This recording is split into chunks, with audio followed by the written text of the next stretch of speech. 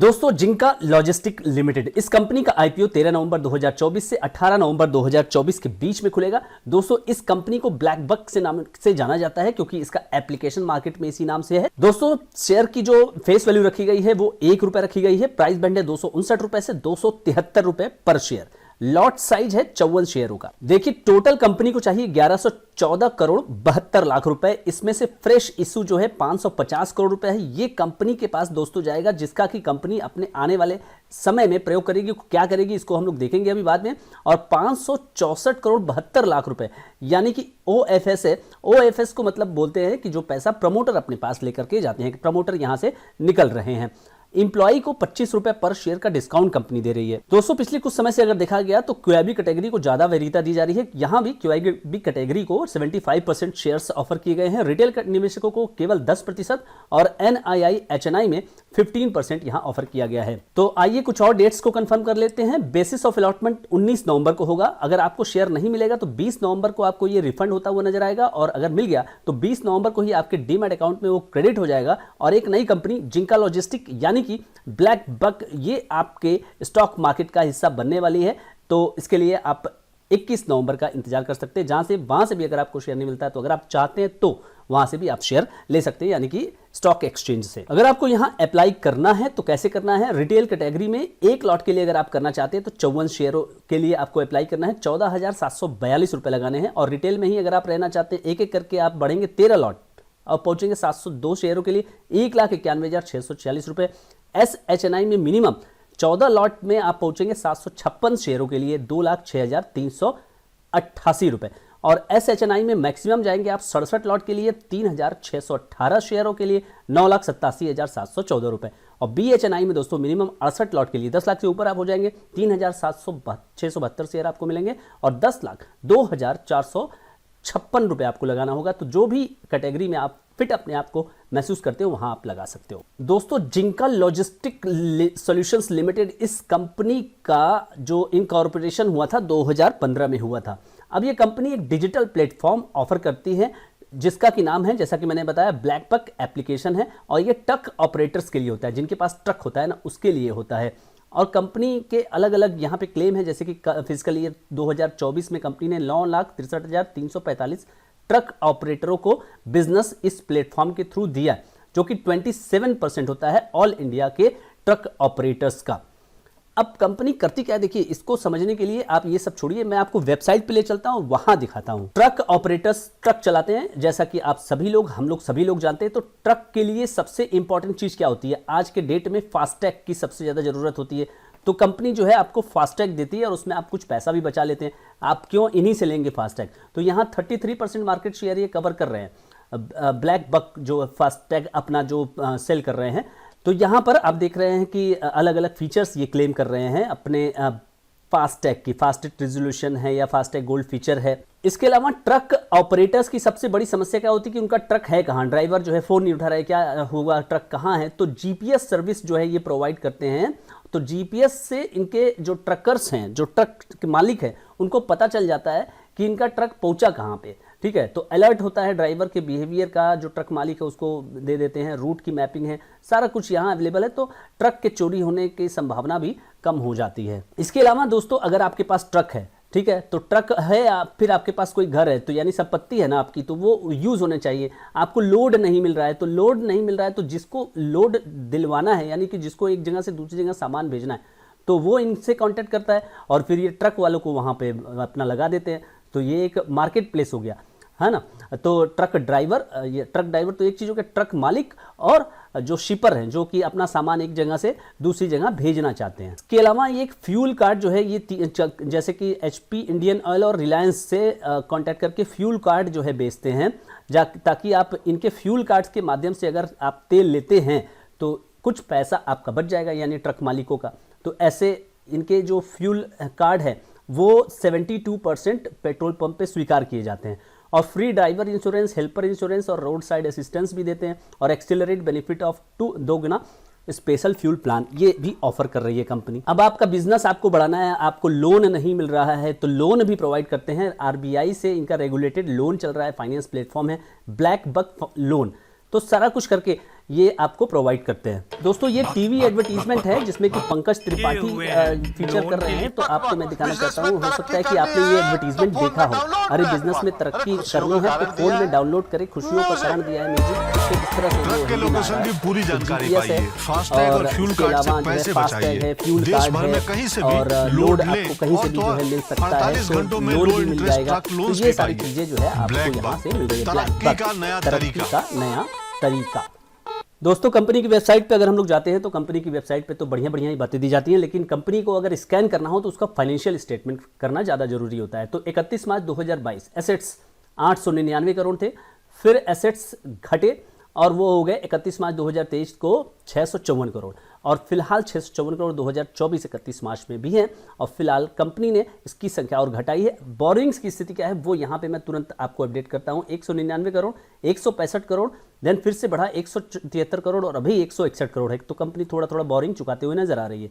Revenue देखिए 156 करोड़, 195 करोड़ और 316 करोड़। तो रेवेन्यू लगातार बढ़ रहा है, मोर देन आई थिंक 25% के ऊपर ही यहाँ पे आपको आता हुआ नजर आ रहा है। और प्रॉब्लम कहाँ है? प्रॉब्लम यह है कि कंपनी, क्योंकि देखिए इस तरह की कंपनियां नए नए जमाने की कंपनियां हैं, फिनटेक कंपनी भी इसको आप कह सकते हैं क्योंकि लोन देने का भी काम कर रही है। तो 284 करोड़, 290 करोड़, 193 करोड़ का लॉस, और फिलहाल 30 जून 2024 को समाप्त जो क्वार्टर था उसमें कंपनी 32 करोड़ रुपया के प्रॉफिट में आ गई और बेची है 98 करोड़। आईपीओ आने के पहले थोड़ा सा ये सब करना पड़ता है। तो ये हो गया। नेट वर्थ कंपनी का इस समय है 344 करोड़ और रिजर्व्स कंपनी के पास है 339 करोड़, जो कि कंपनी ने 2 साल पहले तो केवल 66 करोड़ ही थे कंपनी के पास। कंपनी अगर मार्केट कैपिटलाइजेशन में हाई प्राइस बैंड पर लिस्ट हुई तो 4800 करोड़ के आसपास ये लिस्ट होगी। तो ये एक स्मॉल कैप कंपनी के रूप में यहाँ लिस्ट होगी। आरओई कंपनी का फिलहाल जो है क्वार्टर के हिसाब से 30 जून 2024 के ही क्वार्टर में कैलकुलेशन होगा 9.39%, आरओसीई 1.5% और डेट इक्विटी रेशियो 0.47 है।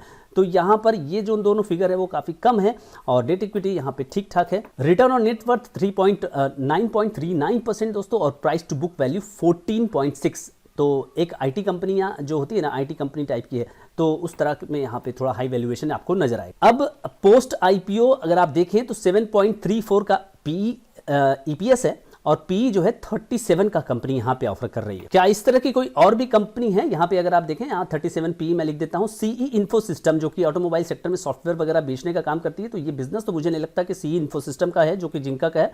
और यहाँ पे 92 का, यहाँ पे जब इन्होंने इसको मार्कआउट किया है तो 92 का पी है। वैसे इस समय फिलहाल जो है 80 के अराउंड पी इसका चल रहा है सीई इन्फो सिस्टम का। और दो यहाँ पे फ्लीटर टेक्नोलॉजीज हैं, ये भी नॉन लिस्टेड है और ये भी अनलिस्टेड है। अब इसका देखिए 1100 ईपीएस है और 20 का पीई है।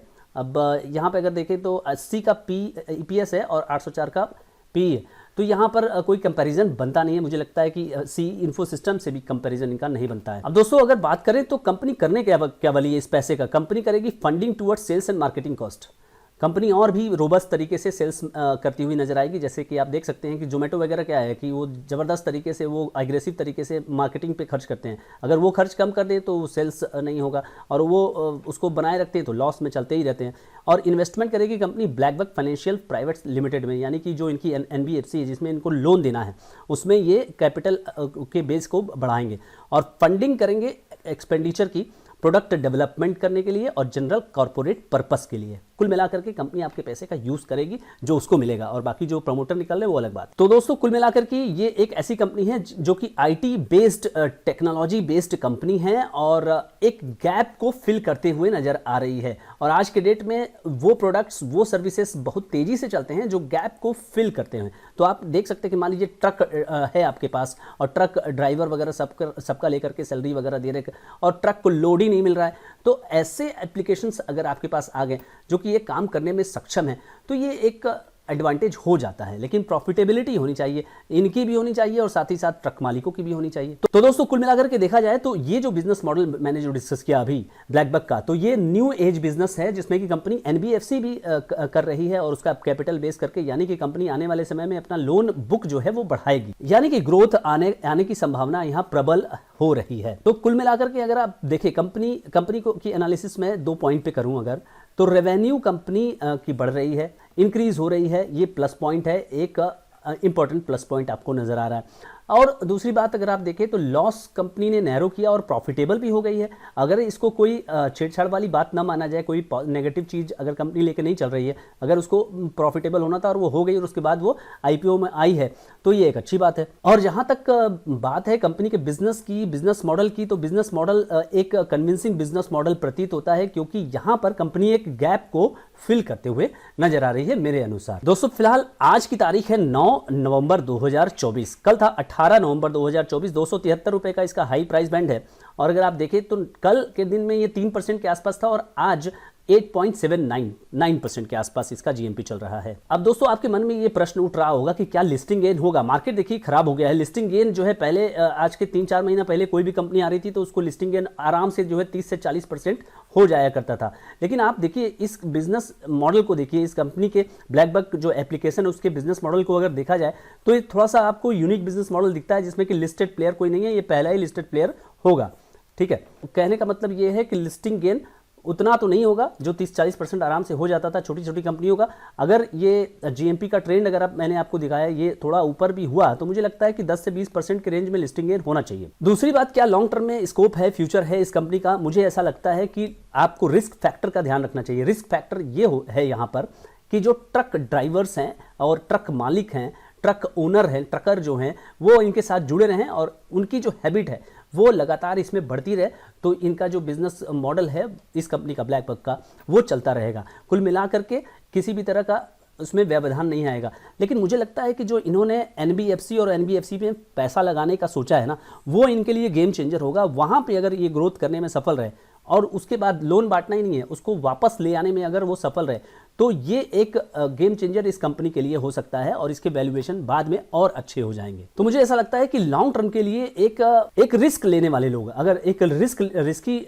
इन्वेस्टर्स हैं, उसके लिए एक पोर्टफोलियो स्टॉक ये हो सकता है। दोस्तों मुझे ऐसा लगता है कि अगर कोई पोर्टफोलियो स्टॉक में रिस्की निवेश करना चाहता है, जिसमें कि वो ग्रोथ कंपनी लेना चाहता है, यहाँ ये ध्यान रखिएगा कि ग्रोथ कंपनी लेना चाहता है, तो यहाँ पर ये एक अच्छी अपॉर्चुनिटी हो सकती है। बस आपको ध्यान ये देना है कि वैल्यूएशन आपको लेना कब है, क्या आपको आईपीओ के समय लेना है या फिर आईपीओ के बाद कुछ करेक्शन हो जाए उसके बाद लेना है, तो उस तरह की टाइमिंग का आप वेट करिएगा। तो दोस्तों इस वीडियो में इतना ही। अगर आप चैनल पर नए हैं और वीडियो को अभी तक देख रहे हैं तो thank you so much for watching this video. दोस्तों सब्सक्राइब करिए इस चैनल को अगर आप नए हैं, वीडियो को लाइक करिए, शेयर करिए, ताकि लोगों को इस आईपीओ के बारे में पता चल पाए। Thank you so much friends.